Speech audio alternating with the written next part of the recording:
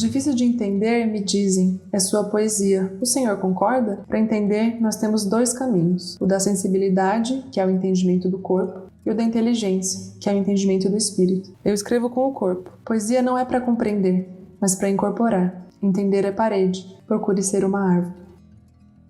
Oi, gente. Aqui é a Nana. Espero que vocês estejam bem. Confesso pra vocês que minha vontade pra gravar esse episódio era só ficar aqui recitando várias poesias do Manuel, como essa que eu acabei de recitar, porque é tão lindo o que ele faz com as palavras que só o recitar delas já me satisfaz. Isso que eu acabei de recitar, na verdade, é só um trecho de uma das poesias do Manuel, mas eu acho que ela abrange várias das coisas que eu quero abordar aqui nesse episódio. Essa semana, quando eu fui pegar um outro livro sobre o qual eu queria gravar o episódio de hoje, eu me deparei com o livro da poesia completa do Manuel de Barros, e aí eu fui obrigada a adiar o episódio sobre o tal livro que eu tinha ido buscar, porque quando eu bati os olhos nesse do Manuel, eu lembrei de tudo que ele representa e significa pra mim, aí eu tive que vir aqui falar um pouquinho sobre ele pra vocês. Bem, eu conheci a poesia do Manuel através de um professor de um curso de fotografia que eu fiz lá em 2012, foi antes da faculdade até, assim, foi um ano que eu tava entre escola e faculdade, e eu fui fazer uns cursos de fotografia pra saber se era isso mesmo ou não que eu queria da vida. E aí meu professor desse curso um dia recomendou uma poesia dele chamada O Fotógrafo. Essa poesia me marcou tanto que anos depois eu usei ela até num trecho do meu TCC. Com o passar do tempo, depois de eu ter descoberto, o Manuel, eu acabei consumindo mais e mais dos escritos dele. Ele escreve de um jeito muito único. Quando você bate um olho em uma poesia dele, você sabe que é dele. Tem a assinatura dele no jeito que ele escreve. Fazem alguns anos que eu considero o Manuel meu poeta favorito.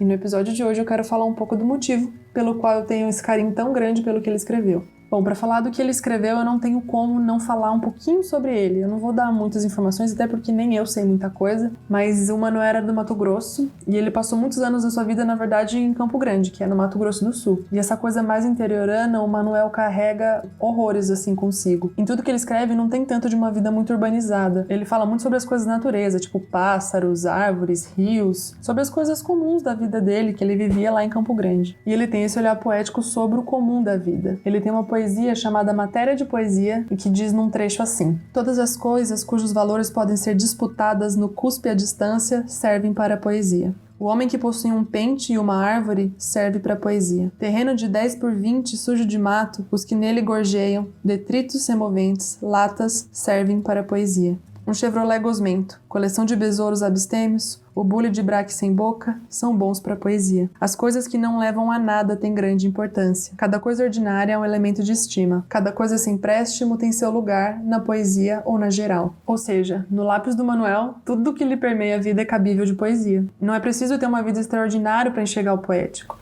A sensibilidade está nos olhos de quem vê um pente, de quem descansa sob a sombra de uma árvore, de quem nada num rio num dia quente. Essa coisa de enxergar a beleza nas coisas comuns da vida sempre me toca muito. Eu falei há pouco que citei um trecho de uma poesia do Manuel no meu TCC, e a verdade é que muito do tema que eu abordei no trabalho é reflexo de consumir a obra dele. O meu TCC foi um trabalho fotográfico, documental e escrito sobre saudade. Eu estava morando sozinha em São Paulo e sentia muita saudade da minha família. Então eu usei essa experiência como inspiração para abordar sobre o que nós sentimos falta quando nós estamos distantes das pessoas que amamos. Com a vossa licença, eu vou ler aqui até um trechinho de um parágrafo que eu escrevi. É no ordinário que habita a minha saudade. É no almoço diário feito pela minha avó, no meu pai assistindo o jogo na sala ou mexendo no celular todo esparramado no sofá, do quarto dos meus pais, da luz que entra no banheiro pela janela quando o sol está nascendo e deixa o lugar com um ar confortável. É da minha irmã sempre organizando as coisas dela, do meu irmão jogando no computador. A casa da saudade é o cotidiano. A vida comum, ser objeto de poesia, me ensina muito sobre a importância que damos às coisas ao nosso redor. Eu não sei você que está aí me ouvindo, mas eu vim de uma cultura onde eu ouvia constantemente sobre ter uma vida extraordinária. Que eu tinha que mudar o mundo, dominar o mercado de trabalho, estar no topo da cadeia alimentar, querer sempre mais, exigir da vida coisas grandes e sempre buscar feitos gigantescos. Mas quando eu olho para a poesia do Manuel, meu coração encontra muito consolo. Não há nada de errado em querer ser super relevante, ser conhecido e fazer coisas grandes. Mas eu acredito que por muito tempo eu fui condicionada a não enxergar beleza na vida comum por causa dessa cultura na qual eu fui inserida. Foi quando eu me deparei com as coisas que me fizeram escrever meu TCC que eu percebi quão bonito é um almoço de domingo, com a família toda em volta da mesa. Eu percebi que o Manuel sempre teve certo em enxergar a beleza até numa lagartixa. Algo muda do lado de dentro quando a gente abre os olhos para enxergar que a poesia, o sol quarando nossas roupas roupas no varal, o cheiro do alho fritando na panela, um menino brincando num terreiro. Tem um outro livro que eu gosto muito chamado Morrer de Tanto Viver. Ele é de um autor cristão chamado Nathan Wilson, que fala muito sobre enxergar a beleza e a graça de Deus na vida que ele já nos deu. E já que eu tô recomendando coisas aqui, a canção Dia dos Arrais é linda e também fala sobre isso. Acho que nessa época de pandemia, que estamos todos isolados, nós precisamos ainda mais aprender a enxergar a beleza nas coisas simples ao nosso redor. As coisas que talvez antes nós não nos atentávamos para olhar e tirar poesia. No episódio passado, eu citei uma frase que o Cuarón disse ao receber um prêmio, que é mais ou menos sobre os artistas terem a responsabilidade de olhar para um lugar onde nem todo mundo olha. E mesmo que Manuel não entendesse que isso fosse responsabilidade dele, ele fazia isso com maestria. A minha poesia favorita do Manuel é uma que ele fala de um menino num terreiro, que esse menino cresce e se torna conhecedor de várias coisas, mas que ele sente nostalgia quando ele olha para as coisas que lembram a infância dele. É uma poesia muito simples, sobre coisas simples da vida. E é nessa simplicidade que o Manuel rasga o nosso coração.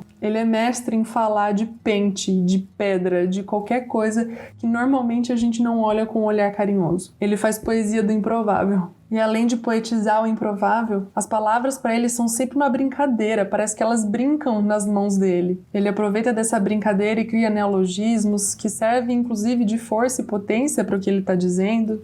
E que se assim, já é uma brincadeira para ele olhar para a vida fazendo poesia de tudo que é simples, por que não brincar também com as palavras que ele usa para descrever sua forma de olhar o mundo? Manuel escreve muitas poesias sobre o escrever poesias. Acredito que escrever sobre coisas comuns da vida é natural para o Manuel. Então ele é natural também esse escrever sobre fazer poesia, sobre ser poeta, sobre essa arte de falar sobre o que ele escreve. Tem uma poesia dele que diz assim: escrever nenhuma coisa nem outra, a fim de dizer todas, ou pelo menos nenhumas.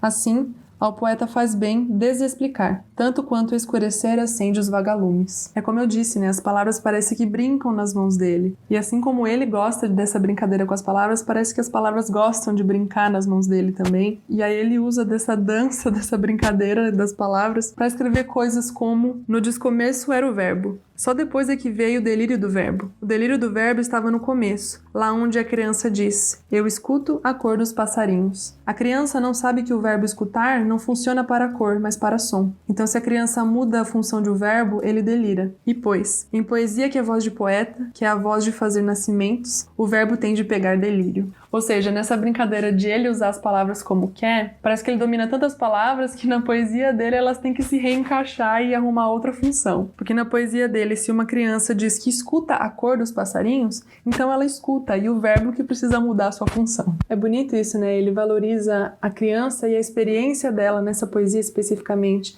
ao invés de valorizar a palavra. Ele brinca com as palavras, então ele poderia valorizar as palavras. Ele, como poeta, poderia colocar como prioridade o, entre aspas, bom uso da palavra. Mas ele é fiel ao que é simples e bonito para ele. Se para ele é bonito uma criança dizer que ouve uma cor, então é sobre isso que a sensibilidade dele vai falar. E é sobre isso que a poesia dele vai dizer brincando com as palavras. Essa forma dele de usar as palavras como ele quer, até inventando algumas, é algo que eu aprendi muito com ele e que eu uso até às vezes na minha forma de escrever. Uma outra frase que eu escrevi no meu TCC foi que eu quis desenhar a saudade com luz, o que demonstra muito essa influência dele na minha escrita. Esse dom de nos fazer olhar para as nossas vidas com outro olhar é algo muito bonito que o Manuel carregava em vida e que sua obra vai carregar para sempre. Enfim, acho que esse episódio ficou até curtinho, mas eu queria muito recomendar a leitura dele aqui para você que está aí me ouvindo. Eu espero que esse episódio tenha te ajudado a olhar com mais sensibilidade e carinho para a vida que você já tem. Que seu entendimento da graça de Deus aumente a olhar para as pessoas que Ele te deu. Que seus olhos sejam carinhosos sobre a sua própria vida. Na semana passada eu falei sobre um filme, Então foi mais fácil para quem nunca tinha assistido, assistir e tal. Mas hoje estou recomendando um poeta. Então eu sei que se eu gerasse interesse em vocês, a resposta não vai ser tão rápida, mas se você conhece o Manuel e já leu alguma coisa dele, por favor, comenta comigo. Usem as minhas redes sociais lá, vamos conversar, enfim. Esse é um tema que eu gosto muito, sobre vida comum. Eu escrevi um TCC sobre isso, Então me dá muito prazer falar e conversar sobre isso, ouvir outras histórias, enfim. É isso, gente. Um beijo e um queijo.